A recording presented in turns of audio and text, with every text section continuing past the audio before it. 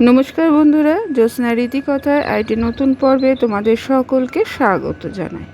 বন্ধুরা, আজকের পর্বে আমরা জানব যে ভুরুধনী একাদশীর দিন ভগবান বিষ্ণুকে কোন ভোগ নিবেদন করলে সারা বছর আমাদের খাবারের ভাণ্ডার শেষ হবে না, এবং তার পাশাপাশি জানব যে ভুরুধনী একাদশীতে কেন ভাত খেতে নেই।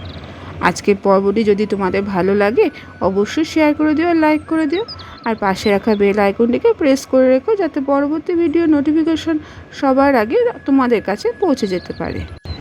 বন্ধুরা, হিন্দু পঞ্জিকা অনুসারে প্রত্যেক মাসে 2টো করে একাদশীর উপবাস থাকে। এইভাবে সারা বছরে মোট 24টি একাদশীর উপবাস পালন করতে হয়।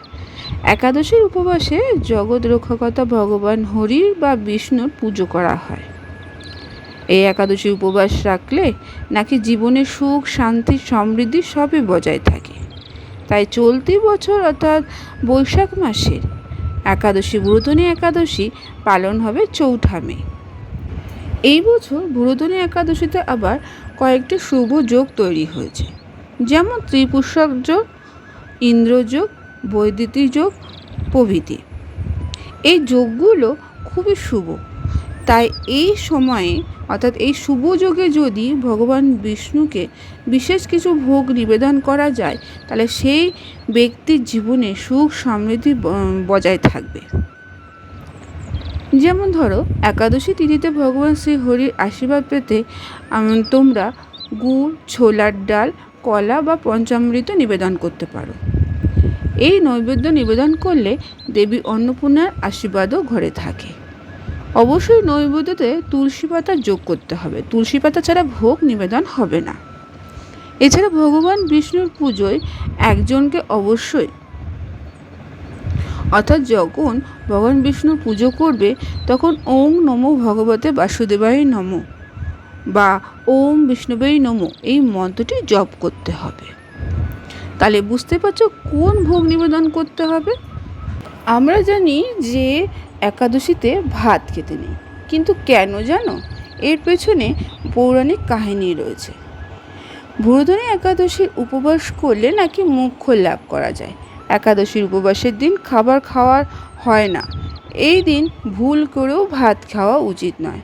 মনে করা হয় যে একাদশীর দিন ভাত খাওয়া মাংস খাওয়ার সমতুল্য হয়। কারণ পৌরাণিক কাহিনী অনুসারে মা ভগবতী ক্রোধ থেকে পালাতে গিয়ে মহর্ষি মেধা নিজের দেহ ত্যাগ করেছিলেন। এরপর তার শরীরের বিভিন্ন অংশ মাটিতে পুঁতে রাখা হয়। ধারণা করা হয় সেই কণাগুলোই পৃথিবীতে শোষণের ফলেই ধান গাছের উৎপত্তি হয়েছে। এই কারণেই ধানকে উদ্ভিদ নয় জীব হিসাবে বিবেচনা করা হয়। মনে করা হয় যেদিন মহর্ষি মেধা তার দেহ ত্যাগ করেছিলেন সেই দিনটি ছিল একাদশী। তাই একাদশীর দিন ভাত খাওয়া নিষেধ। এমনটা বিশ্বাস করা হয় যে একাদশীর দিন ভাত খাওয়া মহর্ষি মেধের রক্ত মাংস খাওয়া সমতুল্য হয়। তাই এই দিনে ভাত খাওয়ার পাপ এবং পরের জন্মে ব্যক্তি সাপ হয়ে জন্মগ্রহণ করে। তাই একাদশীর দিন ভাত খেতে নেই। কিন্তু এটা গেল তো পৌরাণিক কাহিনী। এর পেছনে যদি আমরা বৈজ্ঞানিক দিক থেকে ভাবি তাহলে একাদশীর দিনে ভাত না খাওয়ার পেছনে একটা যথেষ্ট কারণ আছে। সে কারণ অনুযায়ী চালে পানীয় পরিমাণ বেশি, পানির উপর চাঁদের প্রভাব বেশি থাকে। ভাত খেলে শরীরে পানির পরিমাণ বেড়ে যায়, যা মনকে বিক্ষিপ্ত করে তোলে। মনের অস্থিরতা থাকা উপবাসের নিয়ম পালন করলে তা বাধা সৃষ্টি করে।